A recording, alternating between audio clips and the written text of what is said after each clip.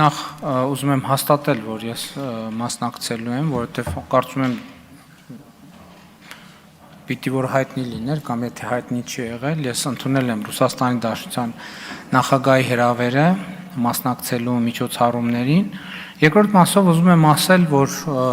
մենք հրապարակային ենք արտահայտել, որ մենք բալանսավորված եւ բալանսավորման արտաքին քաղաքականություն ենք որդեգրել եւ այդ քաղաքականության մեջ չի մտնում ամենևին, որ մենք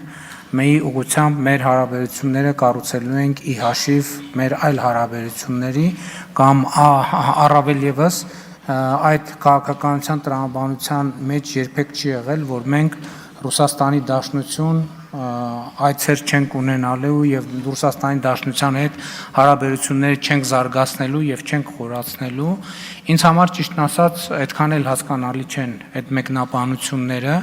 որովհետեւ բացի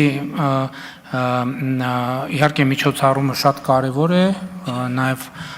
երկրորդ աշխարհամարտում տարած հաղթանակի համատեքստում, բայց նաեւ այդ հանդիպումներում քննարկվում են հարցեր, այդ թվում երկկողմ օրակարգի հարցեր, տարբեր հարցեր եւ նման առիթները բաց թողելը այնքան էլ ճիշտ չի լինի եւ առավել եւս